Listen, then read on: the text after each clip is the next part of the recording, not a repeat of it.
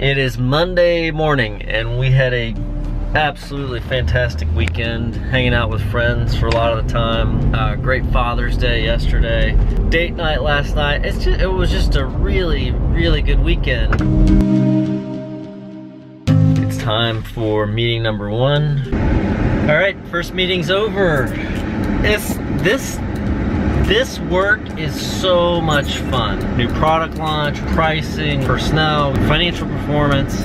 It's not airy-fairy pie in the sky stuff. It's not abstract debits and credits. It's real world. This is how you grow a business. And I just can't get enough of it. Just need more hours in the day or more days in the week or something. I don't know. It was a really good meeting. So on the way to the second meeting, grab a bite to eat. And keep going.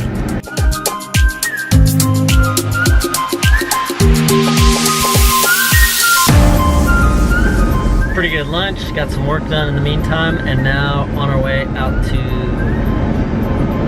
the island. Check this out.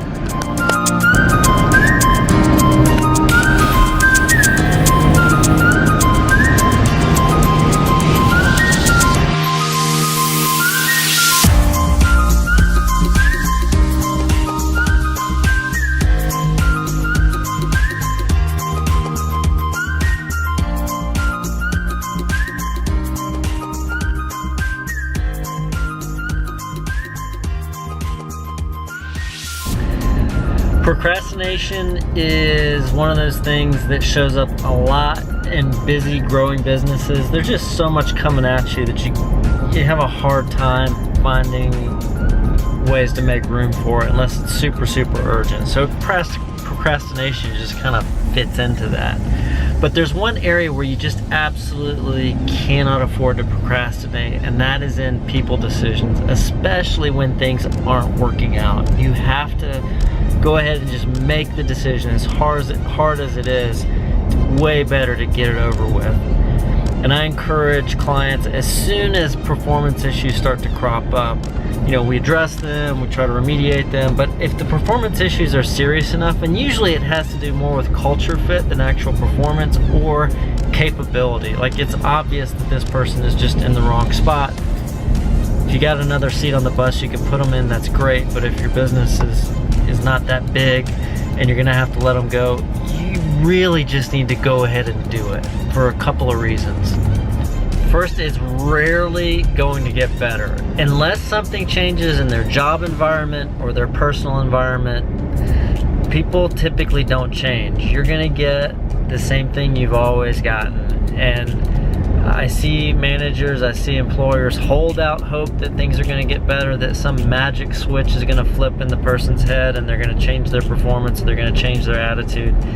And absent some kind of major environmental change, that usually never happens. The second reason I encourage them to act quickly is because the straw that breaks the camel's back usually doesn't have much to do with the main issue that you have with that person.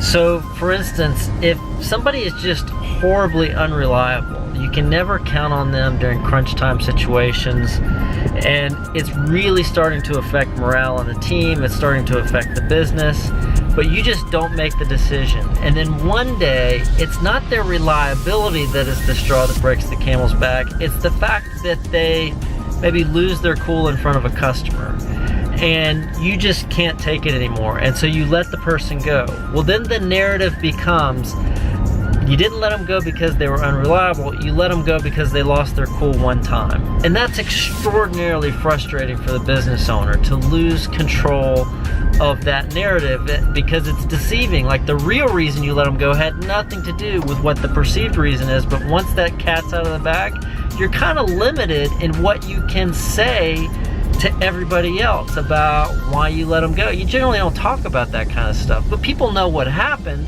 and they just associate the last thing that happened with the decision to let them go, and that's usually not the main reason. That's not the main issue you had with their performance.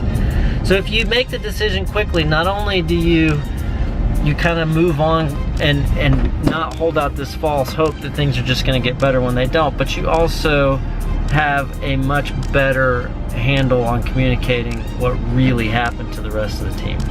See you guys tomorrow.